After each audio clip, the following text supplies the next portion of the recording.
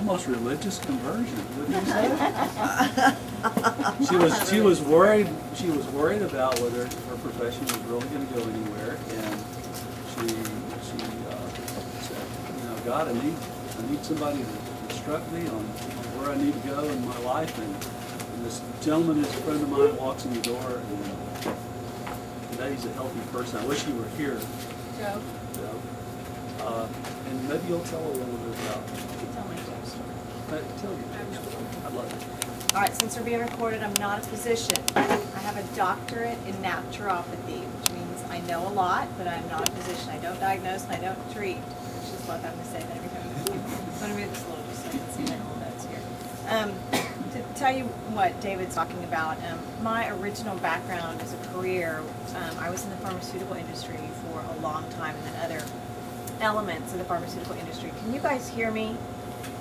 Tell me if you can, and I'll just yell. A little bit louder. All right, so I'll talk a little bit louder. I'm sorry. You need to get in front. Okay, I can come up front. Well, I can't know because I need my notes Oh. here. I'll be fine. I'll just talk louder for you guys. If you can't hear, just wave at me and I'll talk louder. About 12 years ago, I got very interested in the nutritional side of healthcare. I've always, I asked the people that were in college with me, and they would tell you that I was always trying to dump vitamin C, and, oh, you're sick, you should drink orange juice. I don't know why I always had that calling, but I did. So I kind of left the pharmaceutical and traditional healthcare industry about 7 years ago, and have been working in the nutritional field. I actually work at part-time with a friend of mine who owns a small nutritional store in Bulverde. Well, a gentleman walked into that store one day and was very frustrated with what was going on in his pharmaceuticals for his cholesterol and for his diabetes. And between Robin and I, we were able to give some ideas and some things to help him out. And he was, you know, oh, I'm going to just take more stuff. And he just wasn't really excited about the whole concept, but he was determined to try something different. So Joe went on about his life, taking what Robin and I had suggested that he use. And I was actually contemplating re-entering the pharmaceutical industry. Just from a monetary standpoint, there's a lot of money to be made there. So I was actually offered a position in the pharmaceutical industry, and I'm like, I just can't do that. And so I turned the job down, and literally, I kid you not, I had said no on the phone with this job opportunity, and my cell phone rang, and it was Joe calling me to go, Susan, I'm leaving my doctor's office, and this is my cholesterol, and this is what's going on with my blood sugar, and you've saved my life, and I want to thank you for that. I'm like, no, you know, I didn't do that. That's, you know, that would be God who saved your life, Joe. But thank you so much, because it just reaffirmed to me that this is where I need to be, and this is what I should be doing. So that's the story that David was referring to. So what David asked me to talk about tonight, a couple months ago at the Organic Living Club, I spoke on autoimmune diseases and different issues related to autoimmune disease, and I know that several of you guys were there, and he asked me to repeat that talk. So hopefully it won't be too boring for those of you who've already heard it, and potentially you'll pick up a tidbit or two that perhaps just slipped by you, because autoimmune disease is a very complex issue. So I'm just going to go through this and go through just an overall explanation of autoimmune disease in a very light way, but then talk about some of the major issues with autoimmune disease and how that needs to be resolved. I'm not going to specifically mention any products per se, because that's up to you and where your own natural health practitioner. If you want to come and talk to me, that's fine. We've got another great natural health practitioner here. So what products you use to solve these issues, that's not necessarily the point. It's just that you need to resolve these issues to resolve autoimmune diseases. So first of all, let me just kind of read off a list of what some commonly known autoimmune diseases are. All autoimmune diseases have the same underlying issue. They just manifest themselves differently in different people.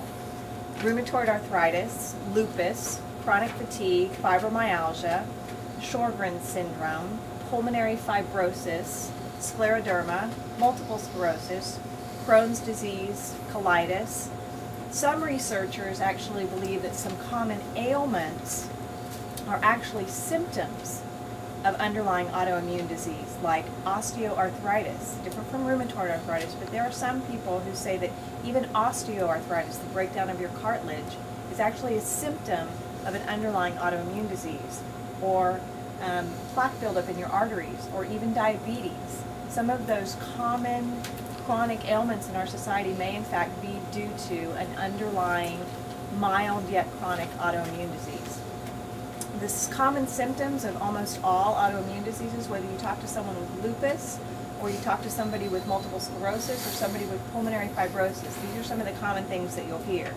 Fatigue, sleep disturbance, short-term memory loss, heightened emotions, depression, low thyroid function, gastrointestinal problems, swollen glands, chemical sensitivity, pain, fibromyalgia. Now, fibromyalgia can itself be the manifestation of the disease, but a lot of people with lupus have fibromyalgia. A lot of people with rheumatoid arthritis have fibromyalgia. Low blood sugar, tingling hands and feet, ringing ears, cold fingers, a metallic taste in the mouth, a concept of when you overdo, all of your symptoms are exacerbated, a fluttering heart, panic attacks, a rapid heartbeat, mitral valve. These are all symptoms of an underlying autoimmune disease, no matter which autoimmune disease you have. I told you guys last time about a girlfriend of mine. Her name is Judy, and I'm going to tell you guys a little bit more about Judy's story because it relates to the underlying issue of all autoimmune diseases. Is there is somewhere, usually it's never found, an underlying event or a catalyst that starts the process. Something occurs that begins the autoimmune disease process. It might have happened when you were 12 years old. It might have happened when you were 32, and your autoimmune disease doesn't show up until you're in your 30s or your 40s.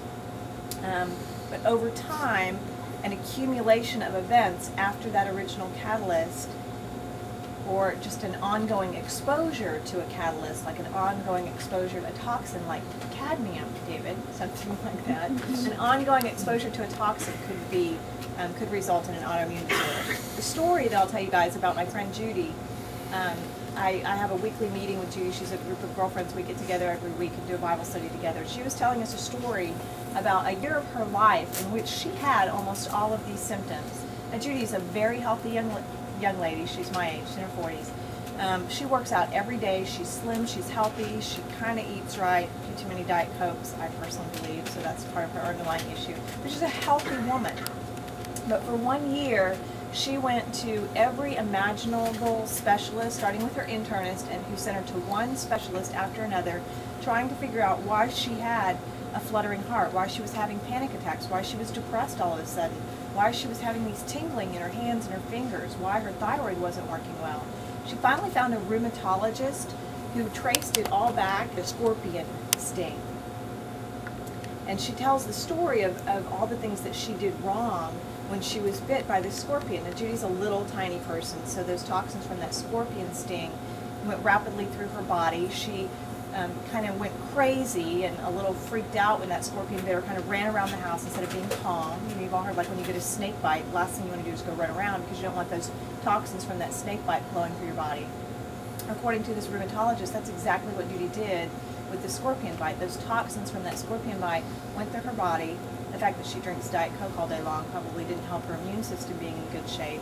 But basically, that rheumatologist believes that her underlying catalyst for all these autoimmune issues is that scorpion sting. So, I mean, that's just one tiny example.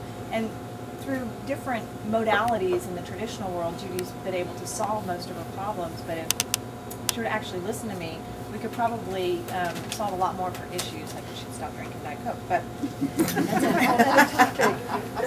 And I tried her about that all the time. I think about a week ago, she finally said, "Does it really do all that bad stuff?" I'm like, "Yes, Judy, let me give you a book to read." All right. Long-term stress can also potentially weaken the immune system so that catalyst, whether it's a toxin from the standpoint of a scorpion bite, or it's a heavy metal like cadmium, or it's a pathogen like mycoplasma, if you're stressed, which most people in our society live in a chronic state of stress. We've got somewhere that we have to be, we've got someone who wants to talk to us, we've got things that we've got to do. Very few of us live a low stress life. Because of that chronic stress level, our immune systems are always underutilized. Our immune systems are not working as they should be in general. So one little tiny catalyst could set off an